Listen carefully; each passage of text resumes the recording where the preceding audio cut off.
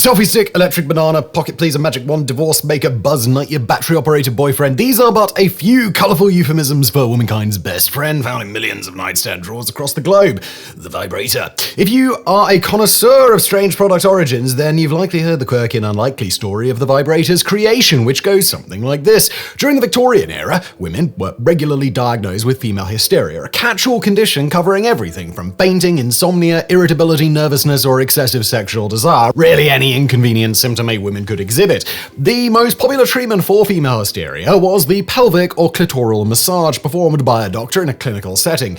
The completely ignorant of the female orgasm, doctors dismissed the resulting shudders and moans of ecstasy as mere paroxysms, maintaining that as no vaginal penetration was involved, pelvic massage had nothing to do with sex. As the popularity of this treatment exploded, doctors devised various mechanical vibrating machines to relieve their aching fingers and wrists, speed up the massage process, and allow them to service many more patients per day. And thus, an iconic sex toy was accidentally born. It is an entertaining story, one which has been told and retold in countless books, documentaries, and even scientific papers, and inspired several works of popular entertainment, including Sarah Ruhl's award-winning 2009 stage play In the Next Room, and the 2011 film Hysteria, starring Maggie Gyllenhaal and Jonathan Pryce. It is also completely false, without a shred of evidence backing any of it, something only extremely recently revealed. That's right, despite being widely reported as historical truth, the popular account of the Vibrator's creation is in fact a fantasy, concocted by a single historian based on dubious interpretations of historical records. Yet this narrative has remained largely unchallenged for more than 2 decades since, exposing worrying truths about how falsehoods can spread through popular culture and how academic research is fact-checked and published. This is the scandalous story of the Great Vibrator Myth. The popular tale of the vibrator's unlikely origins first appeared in the 1999 book The Technology of Orgasm by American historian Rachel Maines. The book proved hugely popular upon its release and received multiple awards, including the American Historical Association's Herbert Weiss Prize for distinguished contributions to public history, as well as the American Foundation for Gender and Genital Medicine and Science, or AFG-GMS, Science and Biennial Book Awards. While controversial at first, Maine's conclusions have since become near universally accepted, being cited in dozens of academic papers and books, popular histories and sex manuals, and directly inspiring dramatic works like the aforementioned In the Next Room and Hysteria. Yet despite reviewers praising the book for opening up an entirely new area of historical inquiry, in the years following The Technology of Orgasm's publication, few researchers made any attempt to replicate or expand upon Maine's research. That is, until 2018, when Harley Lieberman and Eric Schatzberg, historians from the Georgia Institute of Technology, decided to examine the sources cited in Maine's book. As Lieberman's status stated, "From what I knew of the history of sexuality, it sounded unlikely the doctors would be regularly performing pelvic massages. When I checked the sources, that was when I first really thought, okay, there's something up with this." End quote. Today's video is brought to you by the legends over at Vessi, who make the best shoes you'll ever wear. I first got sponsored by Vessi nearly 3 years ago now, and since that time, it's basically all I've worn. Today I want to talk about Vessi Stormbursts. These are the high top version because they have a high top, and these are the low top version because they don't. Now, what's so special about Vessi shoes is they are 100% waterproof. That's not water resistant. It's not like, oh yeah, if they get too wet, then your socks get wet too. No, thanks to them being made of material called Dymatex, these things are completely waterproof. Like, you could go into I guess it would be more than a puddle, but up to here, and your socks will remain perfectly dry, just like a pair of wellies, or rain boots, as Americans might call them. And you might be thinking, well, Simon, aren't my feet going to get awfully sweaty then? And it's like, no, I've worn these shoes, maybe not these high tops, these are a bit too wintry, but I've worn these low top Stormbursts in summer, and not this specific pair. These are nice and fresh. I have a white pair just like this. And even in summer, no sweaty feet. Just dry, happy feet. Plus, Vessi is an absolutely fantastic holiday gift for yourself, sure, but also for your loved ones. So why not surprise your loved ones with the gift of cozy, dry feet this year? Head over to Vessi.com to shop Vessi's waterproof collection for only $99. It's the kind of gift that'll make people love you more. So yes, you're buying people's love through Vessi. Nothing wrong with that. Big thank you to Vessi for sponsoring today's episode, and now let's get back into it. What Lieberman and Schatzberg discovered was shocking. As they bluntly state in their 2018 paper, A Failure of Academic Quality Control, The Technology of Orgasm, published in the Journal of Positive Sexuality, we could find no evidence that physicians ever used electromechanical vibrators to induce orgasm in female patients as a medical treatment. We examined every source that Maines cites in support of her core claim. none of these sources actually do so. Maines provides remarkably few citations in support of them, instead padding her argument with a mass of tangential citations that obscure the lack of support for the core argument. But none of the sources she cites even suggest what she is arguing, at least not to a reader who is not already convinced that these practices occurred. But before we dive into Lieberman Schatzberg's thorough debunking of Maine's conclusions, it's worth noting that one fundamental pillar of her argument is largely accurate. For thousands of years, physicians did indeed recognize an affliction called female hysteria. However, the definition and purported causes of this disorder have varied widely over the centuries. The term itself derives from the Greek hystera, meaning uterus or womb, and was originally associated with the ancient concept of the wandering womb. This is exactly what it sounds like: the belief that the uterus can randomly wander around a woman's body, putting pressure on various internal organs and causing all manner of health problems. This concept dates to at least the 15th century BCE, first appearing in the writings of ancient Greek physicians Hippocrates of Kos and Artaeus of Cappadocia. However, at the time, the term hysteria was not used, nor was the wandering womb theory universally accepted. Indeed, 3rd century CE Roman physician Claudius Galen attributed the condition to the so-called build-up of female seed, which grew sour and poisonous unless regularly expelled via sexual intercourse. Unwed women and widows were thought to be particularly vulnerable. Early treatments for female hysteria included, naturally, marriage, as well as burning sweet or foul-smelling herbs to draw or push the uterus back to its natural position, once again proving that humans are stupid. Following a brief period in the Middle Ages when hysteria was largely attributed to demonic possession, because sure, why not? The wandering womb theory came back into vogue in the 16th century, along with a variation on the ancient theory of humorism. This held that all diseases were caused by an imbalance of 4 vital fluids, or humors: black bile, yellow bile, blood, and phlegm. As in the classical era, the most commonly prescribed treatment for a wandering or congested womb remained marriage and regular sexual intercourse with the sufferer's husband. By the 18th and 19th centuries, however, the wandering womb theory had been finally abandoned in favor of more scientific explanations. For example, German physician Anton Mesmer, a pioneer of hypnosis and the source of the term mesmerize, believed that hysteria was caused by a buildup of a type of energy that he called animal magnetism, and that this energy could be redirected using magnets or electrically charged metal rods. Meanwhile, French physician Joseph Raulin believed hysteria to be a vaporous ailment caused by air pollution in crowded urban areas. This was in keeping with contemporary miasma theory, which held that many diseases were caused by breathing in poisonous vapors, or miasmas. Indeed, the term malaria literally translates as bad air, reflecting the belief that the disease was caused by poisonous vapors emanating from swamps and marshes. Interestingly, Roland, along with many of his contemporaries, believed that both men and women could suffer from hysteria, but that women, being constitutionally weaker and lazier, were far more susceptible. The past everybody. By this time, the diagnosis of hysteria had grown to encompass a dizzying variety of ailments, with French physician François Bossier de Sauvage de la Croix listing among the possible symptoms a swollen abdomen, suffocating angina, chest pain, or dyspnea, a shortness of breath, dysphagia, difficulty swallowing, cold extremities, tears and laughter, oscitation, that's yawning, pandiculation, that's stretching and yawning, delirium, a close and driving pulse, and abundant and clear urine.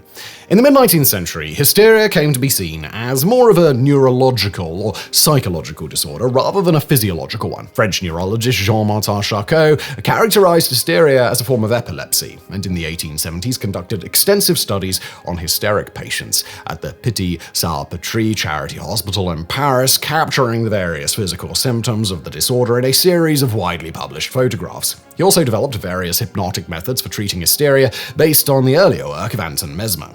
Others, however, took a decidedly more chauvinistic view of the disorder, with Harvard medical professor Edward Hammond Clark claiming in his 1875 treatise Sex and Education that modern food, clothing, and education drew energy away from women's reproductive organs, inflicting all manner of ailments. Clark argued that women be barred from higher education, lest it lead to, quote, physiological disasters such as nervous collapse and sterility. Others, like physician Frederick Hollick and psychiatrist Ellie Emerson, blamed hysteria on excessive sexual desire, promiscuity, masturbation, or sexual abuse in childhood. Treatments for hysteria also became more varied and extreme. For instance, in the 1850s, American physician Silas Weir Mitchell began prescribing the rest cure, which confined the patient to bed for weeks or even months on end. While this might not sound too bad, it is worth noting that patients were also forbidden from reading, writing, talking, or engaging their minds in any way, causing many to quickly and inexorably lose their sanity. Such was the case with American writer Charlotte Perkins Gilman, who, after being prescribed the rest cure by Dr. Mitchell himself, recounted her experiences in the classic 1892 horror short story,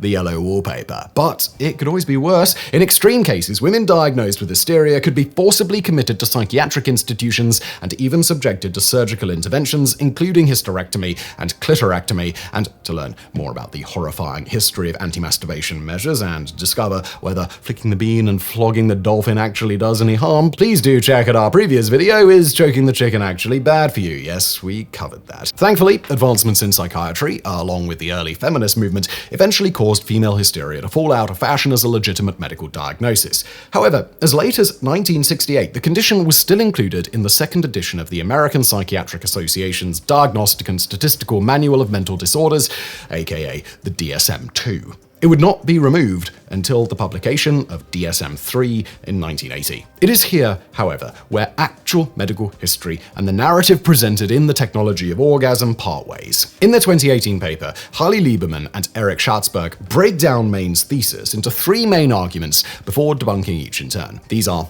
A. Pelvic massages were a long-established and widely practiced treatment for female hysteria. B. Victorian doctors were unaware of the female orgasm or the role of the clitoris, and thus considered pelvic massage non-sexual since it involved no penetration. And C. The mechanical vibrator was developed specifically to make pelvic massage easier and more efficient. As noted, in each case, Lieberman and Schatzberg found shockingly little hard evidence for Maine's claims, writing that, quote, "If vibrating the clitoris were indeed a standard medical therapy in the late 19th and early 20th centuries, one would expect direct historical evidence of the practice either from proponents or critics. Medical discourse at the time was very contentious. Physicians regularly lauded and attacked therapies and used new technologies, especially electrical devices, so historians would expect to find debates about clitoral vibration in medical journals. Vibrators were widely promoted for other medical therapies in this era. The American Medical Association, in fact, was quite critical of such vibrator treatments. Furthermore, any medical procedure that could have been perceived as sexual would surely have attracted the attention of censorious moralists." Yet, Mainz insists that these treatments were not seen as sexual, so according to her own logic, physicians would have no reason to conceal the practice. Sometimes absence of evidence is really evidence of absence. The quote ends. And Lieberman and Schatzberg are far from being alone in their criticism. Previously, classical historian Helen King of the Open University London questioned the claim that pelvic massage was a long-established treatment for hysteria, arguing that Mainz had cherry-picked and misinterpreted many of her sources, quoting her here.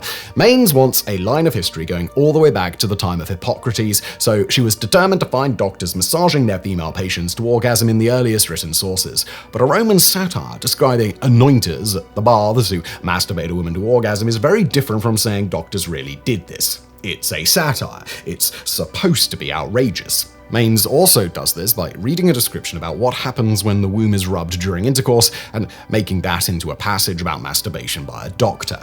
End quote. Similarly, many sources which purportedly demonstrate the ubiquity of pelvic massage in the 18th and 19th centuries actually describe very different therapies. Quote, "Medical sources that describe pelvic and gynecological massage in detail show that the practice was not sexual, did not involve the clitoris, and did not produce an orgasm. The term pelvic massage usually meant uterine massage, a treatment frequently used for conditions such as dysmenorrhea or uterine prolapse. Furthermore, none of her English language sources even mentions production of paroxysms by massage or anything else that could remotely suggest an orgasm. This lack of evidence by itself undermines the core of her claim." Okay, going back to Lieberman and Schatzberg, they note multiple instances where Mainz distorts or misinterprets her sources in service of her narrative. Quoting them again, Mainz's second key claim is that genital use of vibrators was a standard treatment for hysteria and related ailments such as neurasthenia. The sources she cites contradict this claim. Some of her cited sources do not even mention hysteria, while most of her sources on hysteria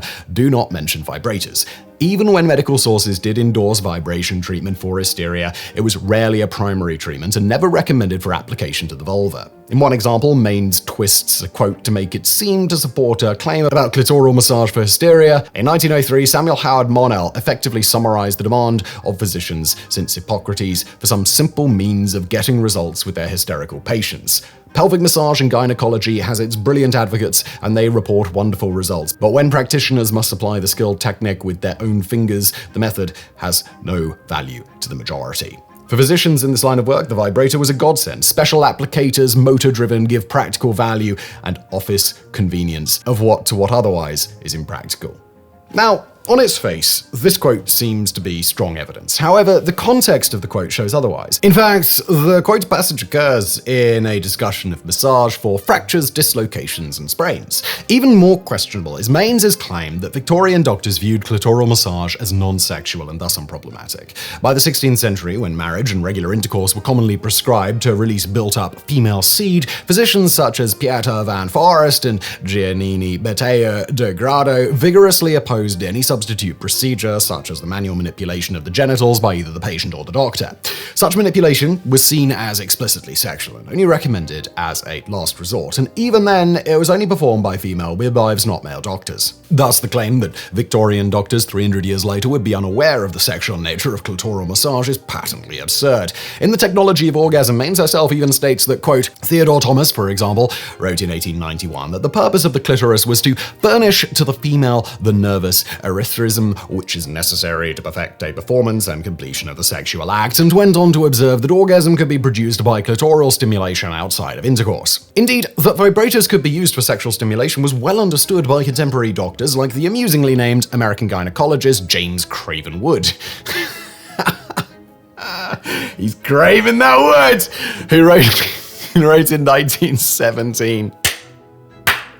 Craven Wood! The greatest objection to vibration thus applied is that in overly sensitive patients, it is liable to cause sexual excitement. But if the vibratode is kept well back from the clitoris, there is but little danger of causing such excitement. Harley Lieberman further drives home the absurdity of Mains's claims in a 2020 New York Times article, writing that, imagine arguing that at the turn of the 20th century, female nurses were giving handjobs to male patients to treat them for psychological problems, that men didn't realize anything sexual was going on, that because female nurses' wrists got tired from all the handjobs, they invented a device called a penis pump to help speed up the process. Then imagine claiming nobody thought any of this was sexual because it was a century ago. On this note, in The Technology of Orgasm, Mains outlines a second major claim by stating, the androcentric definition of sex as an activity recognizes three essential steps: preparation for penetration, foreplay, penetration, and male orgasm. Sexual activity that does not involve at least the last two has not been popularly or medically, and for that matter legally, regarded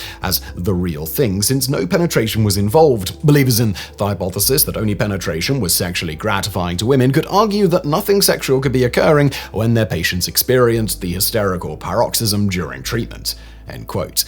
In reality, as Lieberman and Schatzberg point out, the historical evidence demonstrates that penetrative use of vibrators was actually a standard medical practice. Most vibrator companies produced penetrative vaginal attachments, and nearly every vibrator sold to physicians included these.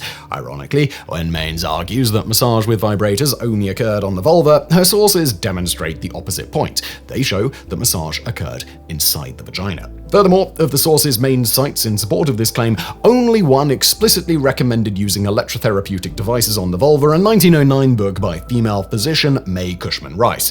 However, Rice was not referring to treatment hysteria, but rather to the use of high-frequency electrodes to treat vulvitis, inflammation of the vulva. A few pages later, she suggested treating vaginismus, vaginal muscular spasms, by applying internal vaginal electrodes. Again, Rice never mentioned hysteria or hinted at anything that could be interpreted as sexual stimulation.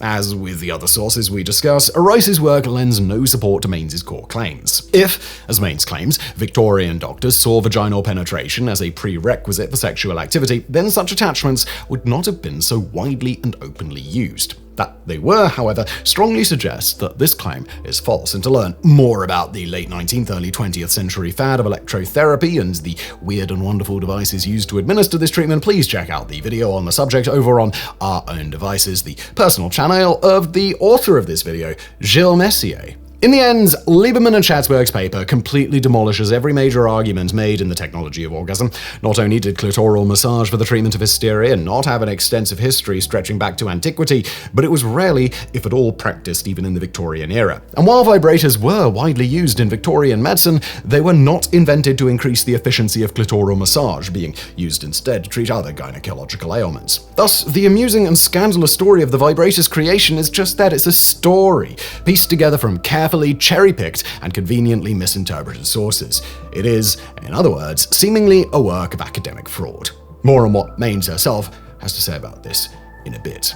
But what then is the real story? How did the ubiquitous sex toy we know and love today actually come to be? Well, most sources which follow Rachel Maines' narrative credit the invention of the electric vibrator to British physician Joseph Mortimer Granville. In the 2011 film Hysteria, Granville, played by actor Hugh Dancy, is shown creating the device to more efficiently service his patients and later becoming hugely wealthy off his invention. But while Joseph Granville was a real person and did indeed invent an electric vibrator in the 1880s, he did not use his device for the treatment of hysteria. In fact, explicitly warning against this application. Rather, he used it almost exclusively on men to treat a wide variety of ailments from chronic pain to deafness. The only sexually related application mentioned in any of his writings is stimulation of the perineum, the area between the genitals and the anus, to treat male impotence.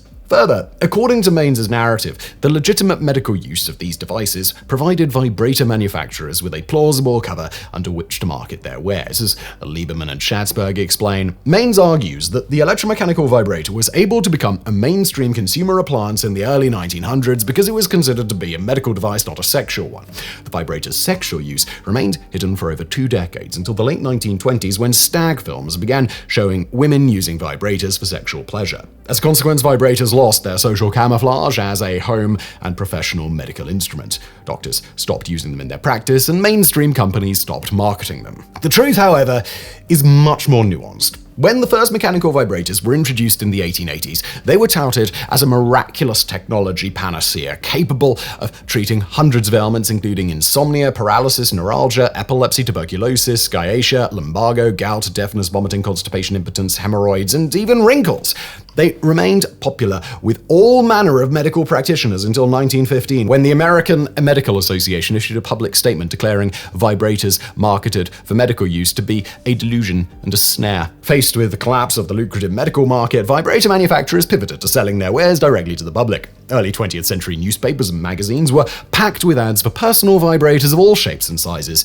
At the time, obscenity laws, such as the 1873 Comstock Act, forbade manufacturers from advertising sexually related products, forcing them to focus instead on the health and lifestyle benefits of their wares. Early vibrator advertisements often featured glamorous-looking women massaging themselves in bed or in the bath, with the ad copy for the Arnold vibrator promising, "Every woman can have a faultless complexion and youthful, finely proportioned figure. There is no need of powder, paints, pads, or other deceptions." And while many of these products were sold with dildo-like attachments, they were strictly marketed for treating uterine complaints and other non-sexual issues. However, as time went on, manufacturers grew more and more explicit in their marketing, filling their advertisements with images of shirtless men and women in low-cut tops with coy taglines like, "Invented by a woman who knows a woman's needs." Of course, physicians and moral guardians were perfectly aware of what these products were being used for behind closed doors, with one 1912 men's advice book warning that, quote, "Various electric vibrators have been abused by the unscrupulous to give vibratory massage of the generative organs, a sensation similar to that of masturbation." But thanks to the narrow tightrope of plausible deniability vibrator manufacturers managed to walk, there was nothing the prudes could do to stop this illicit trade. Indeed, when in the 1950s the US Food and Drug Administration launched a major campaign against personal vibrators, their concerns had nothing to do with masturbation. Rather, they sought to crack down on the outlandish and unsubstantiated health benefits still being claimed by vibrator manufacturers. But thanks to obscenity laws and conservative social attitudes, it was not until the sexual revolution of the 1960s and 70s that women began to talk more freely about masturbation and vibrators. In the late 1960s, New York sex educator and artist Betty Dodson began hosting women-only masturbation workshops to help women regain the sexual knowledge long denied them by society, writing in 1974 that, "I have found that the vibrator gives me the strongest and most consistent form of stimulation and is especially good for women who have never experienced orgasm." One of the vibrators used in Dodson's Gibson's workshops, the Hitachi Magic Wand went on to become one of the most recognizable and popular sex toys in the world, being ranked the #1 greatest gadget of all time by Mobile magazine in 2005. Today, the discerning consumer can choose from thousands of exotic and sophisticated vibrators to suit any taste, from internally inserted love eggs and pocket-sized bullets to larger, more elaborate models like the Rabbit, with attachments for both vaginal and clitoral stimulation. Many models feature wireless or USB charging, different vibration intensities and rhythms, and can even be synced to a user's favorite songs, including, of course, good vibrations. But in many parts of the world, including the United States, social progress has lagged far behind technological progress. For instance, several US states, including Texas, Louisiana, and Alabama, both have obscene devices laws, prohibiting devices designed or marketed as useful primarily for the stimulation of human genital organs, carrying penalties of up to $10,000 and a year in jail. Vibrators also remain illegal in many nations, including the UAE, Saudi Arabia, Thailand, Malaysia, India, and Vietnam. For this reason, manufacturers carry on the age-old tradition of marketing their products as personal massagers. Getting back to the main subject of this video though, given how radically the real history of the vibrator deviates from the narrative presented in the technology of orgasm, why did it take nearly 2 decades for anyone to scrutinize and debunk Rachel Mains's claims? In the conclusion of the 2018 paper, Lieberman and Schatzberg attempt to give an explanation. Quoting them here, "Our answer to this question must be somewhat speculative. Fundamental to its reception is the book's sex appeal. It tells a scandalous story of transgressed boundaries, of dim-witted doctors providing women with sexual satisfaction. Mains has historicized the doctor-patient fantasy, a staple of erotica. Yet, unlike the porn fantasy, Main's narrative can be discussed without social reproach because of its academic respectability. Yet the book's appeal isn't just sexual. Mains's story fits narratives of progress in sexual knowledge, allowing readers to see themselves as worldly sophisticates in contrast to the clueless, desexualized Victorians. Physicians look particularly ignorant in this account, having no clue what the clitoris is, let alone an orgasm. Mains also portrays women as victims of profit-hungry physicians. Such victim narratives were a staple of feminist critiques of medical care in the 1970s. Women have no real agency in Mains's account, as the historical actors are all male physicians, and women's voices are completely absent. However, readers can still view the female patients as heroes who subvert patriarchy by procuring orgasms under the guise of medical treatment. The story is thus paradoxical. Women are victims, but the tools used to victimize them bring them orgasms. A delicious irony." The quote ends. The salacious allure of Mains's narrative is seconded by Helen King, who writes, quote, "That story just appeals to people now. It's like some porn movie scenario with the doctor that, nudge nudge, knows what the problem really is." In other words, Mains's narrative was just too good to not be true, so people ate it up. But the general public falling for an entertaining story, that's one thing. The fact that it took nearly 20 years for any scholars to fact-check the book speaks to deeper issues within the field of academic history. As Lieberman and Schatzberg argue, quote, "The success of technology of orgasm thus serves as a cautionary tale for how easily falsehoods can become embedded in qualitative fields." The success of her book suggests that academics rarely check each other's facts carefully, especially when repeating stories that they want to be true. Indeed, we believe that the technology of orgasm is not an isolated case. The same pressures to publish that produced flawed research in the natural sciences and quantitative social sciences also exist in the humanities and qualitative social sciences. In the humanities and qualitative social sciences, these pressures encourage narrow, banal, and irrelevant research, often disguised by horrid prose and vapid theorizing. There are few safeguards against flawed empirical research in the humanities. Scholarly publishing rarely involves any sort of fact-checking. Peer reviewers and readers for academic presses are not expected to confirm a manuscript's empirical claims beyond what they already know. Book reviewers likewise rarely examine citations or sources. Far more fact-checking occurs in a typical magazine article than in a scholarly publication, despite complaints from journalists about a decline in the practice. Because fact-checking is not a routine practice in scholarly publication, factual challenges to scholarship, particularly in the field of history, are rare and can be perceived as personal attacks rather than part of the scholarly process. Unless a spirit of fact-checking and fearless critique is built into the culture of scholarly publishing, false history narratives like Mains's will continue to be published and even praised. The quote ends. In many ways, the unchallenged publication of The Technology of Orgasm resembles an inadvertent version of the Sakal affair, an infamous scholarly hoax which similarly revealed a disturbing lack of academic rigor in the humanities. In 1996, Alan Sokal, a professor of physics at New York University and University College London, submitted a deliberately nonsensical academic paper to the journal Social Text to find out whether, quote, a leading North American journal of cultural studies would publish an article liberally salted with nonsense if it A, sounded good, and B, it flattered the editor's ideological preconceptions. As expected, the paper titled Transgressing the Boundaries Towards a Transformative Hermeneutics of Quantum Gravity was not subjected to peer review by an expert and duly appeared in the journal's spring/summer issue. 3 weeks later, Sokal published an article in the magazine Lingua Franca revealing the paper to be a hoax, causing much embarrassment and controversy. And speaking of embarrassment, in response to Lieberman and Schatzberg's paper, Rachel Maines expressed surprise that it took 20 years for someone to challenge her claims, stating in an interview with The Atlantic that, quote, what I said was that this was an interesting hypothesis, and as Lieberman points out, correctly I think, people fell all over it. It was ripe to be turned into mythology somehow. I didn't intend it that way, but boy, people sure took it and ran with it. But Lieberman, Schatzberg, and other critics have rebutted this excuse, citing the definitive language used in The Technology of Orgasm as evidence that Maines intended her conclusions to be more than just an interesting hypothesis. But, I mean, so what? You might be thinking, after all, popular history is full of distorted, mythologized, or downright false facts. Well, unfortunately, our interpretation of society and cultural history can have a profound impact on our everyday lives, even hundreds of years after the fact. For example, The Technology of Orgasm was directly cited in 2 recent legal cases challenging the constitutionality of state laws banning the sale of sex toys: State of Louisiana and Christine D. Brennan in 2000 and Williams and Pryor in 2002.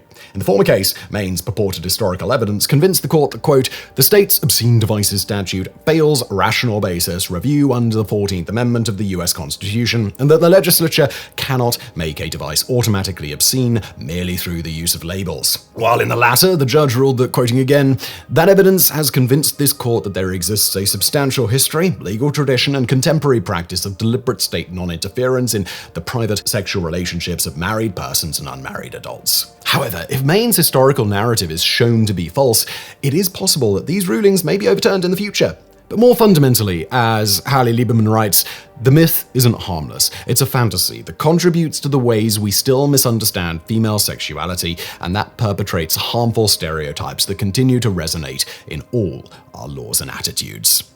Thank you for watching.